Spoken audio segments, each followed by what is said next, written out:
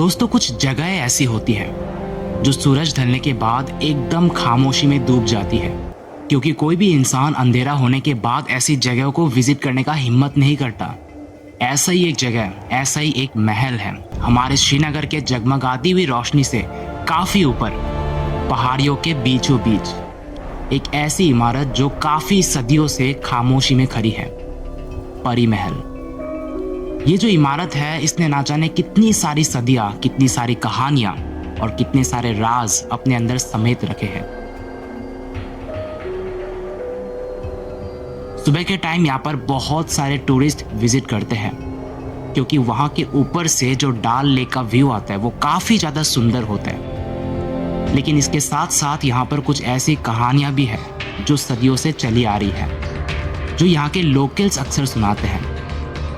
वो लोग बताते हैं कि इस जगह पर अंधेरा होने के बाद किसी भी इंसान को ठहरने का नहीं सोचना चाहिए, क्योंकि यहाँ पर कुछ ऐसी बलाएं बसती है जो एक बार अगर आपके पीछे पड़ गई तो इतनी आसानी से आपका पीछा नहीं छोड़ेगी। लेकिन ऐसी कहानियों को सुनने के बाद जो टूरिस्ट लोग हैं वो लोग अक्सर हंस दिया करते हैं, क्योंकि उन सबको बिल्कुल भी यकीन नहीं होता इन सब कहानियों पर। और ऐसा ही इन्हीं में से एक हमारे ट्रैवल फिल्म मेकर थे जिसका नाम था रोहन। एक बरसात भरी शाम को उसने डिसाइड किया कि इस महल के अंदर वो ठहर कर रात के फुटेजेस यहाँ पे क्लिक करेगा। लेकिन बाद में जाकर उसकी यही एक चाहत हमेशा के लिए उसके लिए एक नाइटमेयर में बदल गई। कहानी को अब शुरू करते हैं, लेकिन उससे पहले अगर आप इस चैनल पर नए हो और आपको हॉरर स्टोरी सुनना पसंद है, then do consider subscribing this channel. अब इस कहानी को शुरू करते हैं। तो कहानी का मेन कैरेक्टर, उसका नाम है रोहन।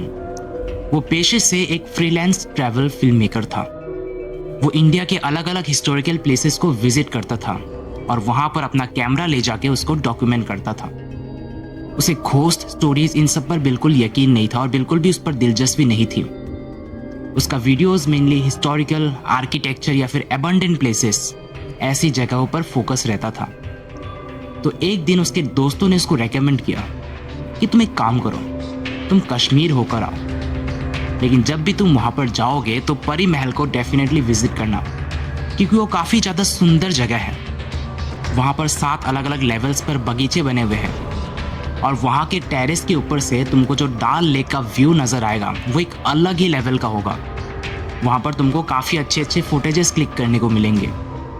अब ये सब सुनने के बाद जो रोहन था वो काफी ज्यादा एक्साइटेड हो गया।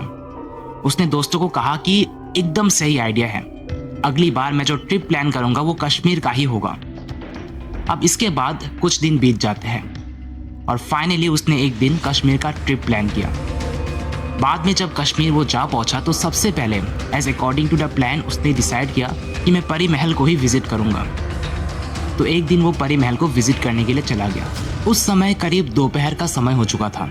उसने वहां पहुंचकर सबसे पहले वहां पर जो टूरिस्ट मौजूद थे वहां के फोटोज क्लिक किए, वहां के सुंदर नज़ारे को रिकॉर्ड करना शुरू कर दिया। और ऐसे करते करते ऑलमोस्ट शाम का वक्त हो चुका था। इस वक्त तक उसके साथ कुछ भी एब्नॉर्मल वहां पर नहीं हुआ था, कुछ भी अनयूजुअल नहीं हुआ था उसके साथ। इसके बाद जब उसने आसमान की तरफ एक बार नजर डाली तब उसको मालूम पड़ा कि बस कुछ ही मिनट में जो सूरज है वो ढलने वाला है और आसमान में धीरे धीरे काले बादल भी छा रहे थे। अब इसके बाद वो अगले शूट का प्रिपरेशन करने ही वाला था कि तभी वहां पर बारिश शुरू हो गई। इसके चलते जितने भी टूरिस्ट ऊपर मौजूद थे वो लोग तुरंत नीचे चले गए। अब इसी बीच रोहन के दिमाग में एक आइडिया आता है। वो कहता है खुद से कि क्या हो अगर मैं रात को यहाँ पर ठहर कर, जब सब लोग यहाँ से चले जाएंगे तब उस सन्नाटे में यहाँ के फुटेजेस क्लिक करूं।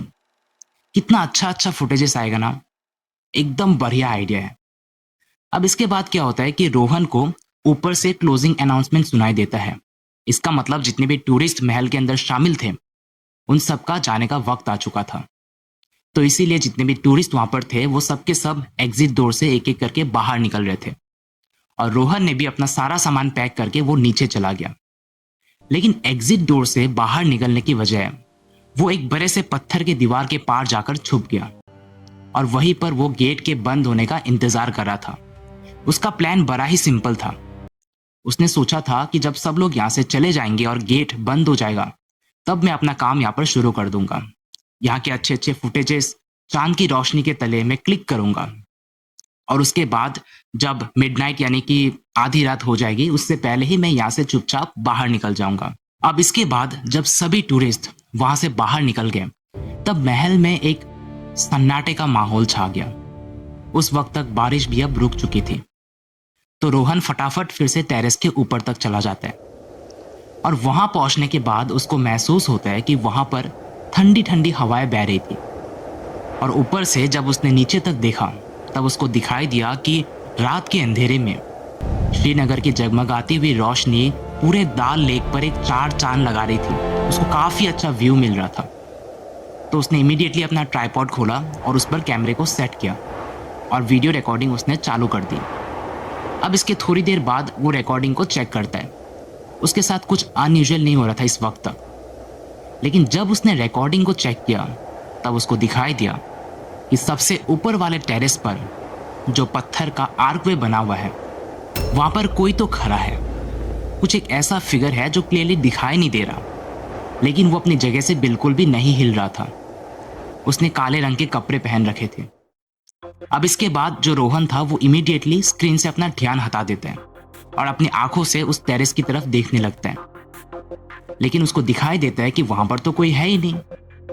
पहले उसको लगा कि शायद से कैमरे में कोई ग्लिच आई होगी, तो उसने उस फुटेज को डिलीट किया और फिर से एक बार रिकॉर्डिंग को चालू किया।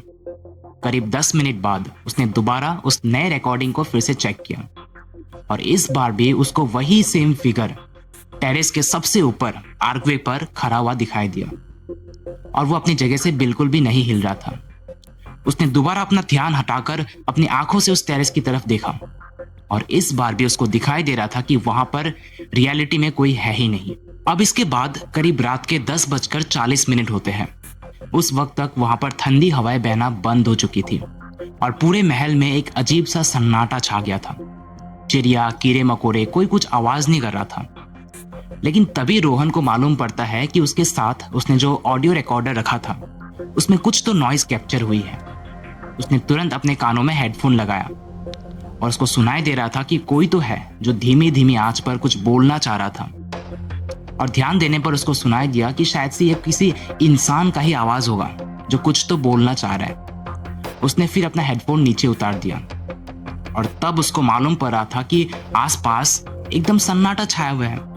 लेकिन जब दोबारा उसने हेडफोन को अपने कानों में लगाया तब फिर से उसको वही नॉइज, वही आवाज उसको सुनाई दे रही थी। और इस बार जब उसने थोड़ा सा ध्यान देकर उसको सुना तब उसको लगा कि कोई तो बोल रहा है कि लाइक पीछे मत देखो।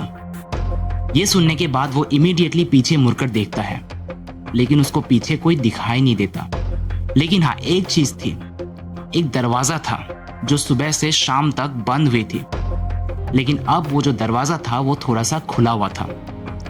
ये सब देखने के बाद रोहन को काफी ज्यादा अनईजी फील हो रहा था। उसने डिसाइड किया कि शायद से यहाँ पर ठहरना एक सेफ नहीं है, तो उसने इमीडिएटली अपना ट्राइपॉड फोल्ड करने की कोशिश की, लेकिन हड़बड़ी के चलते उसने अपना कैमरा नीचे गिरा दिया और वो कैमरा सीधा जाकर नीचे एक पत्थर के सीढ़ी पर जा गिरा।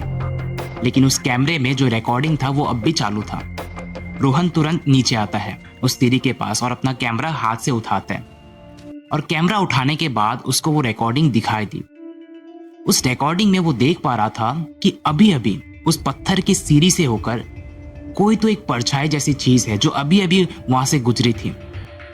फिर जब अगेन उसने अपने आंखों से देखा अपने सराउंडिंग की तरफ, तब उसको वहां पर कोई दिखाई नहीं दे रहा था। जो वो फिगर जैसी चीज थी वो सिर्फ वीडियो रिकॉर्डिंग में ही दिखाई दे रही थी। उसने दोबारा अपना ध्यान स्क्रीन की तरफ लाया और उसको साफ दिखाई दे रहा था कि वो जो फिगर है वो अभी भी सीढ़ियों के नीचे से होकर जा रहा है और ऐसे धीरे धीरे वो चलते चलते एक पॉइंट पर जाकर वो फिगर रुक गई और उसने कैमरे की तरफ पीछे मुड़कर देखा।